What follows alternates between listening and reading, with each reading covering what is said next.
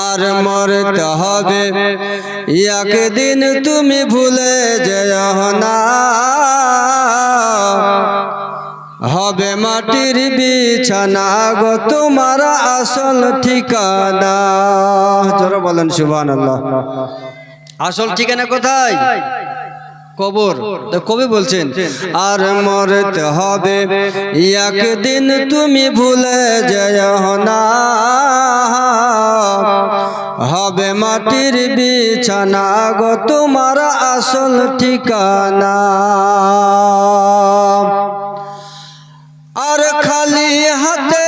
এসেছো তুমি যাবে খালি হাতে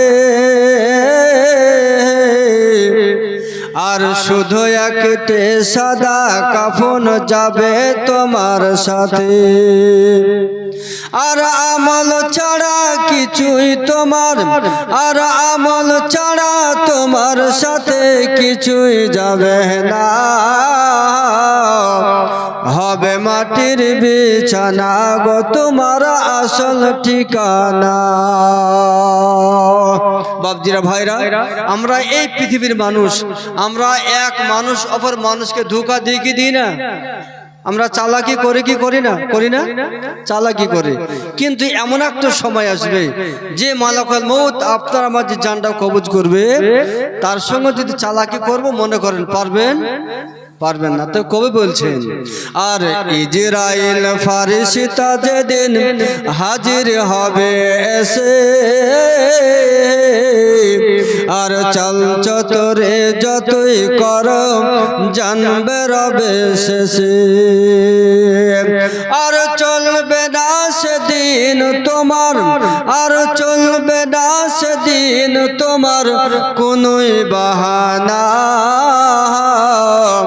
হবে মাটির বিছানা গো তোমার আসল ঠিকানা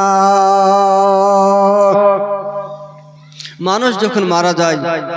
তার আত্মীয় স্বজন তার পাশে এসে কান্না করে না বাপজি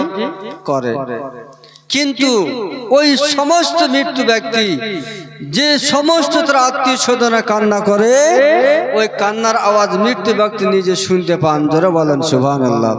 কবি বলছেন আর আপন জনের কান্না যখন নিজে শুনতে পাবে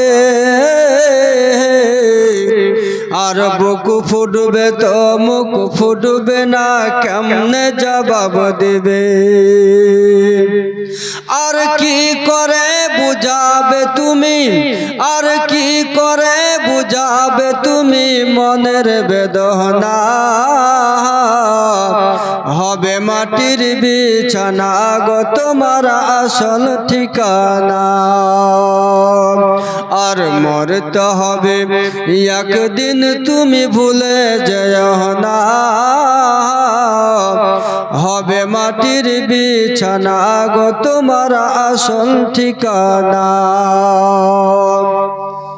আর কাঁদবে পিতা কাঁদবে মাতা কাঁদবে ভয় বোন আর পাশে এসে কাঁদবে তোমার আত্মীয় স্বজন আর খোদার কাছে করবে দুয়া আর খোদার কাছে করবে দুয়া মুমিন মুমিনা হবে মাটির বিছানা গো তোমার আসল ঠিকানা আর মরতে হবে একদিন তুমি ভুলে যেও না হবে মাটির বিছানা গো তোমার আসল ঠিকানা আল্লাহুম্মা সাল্লি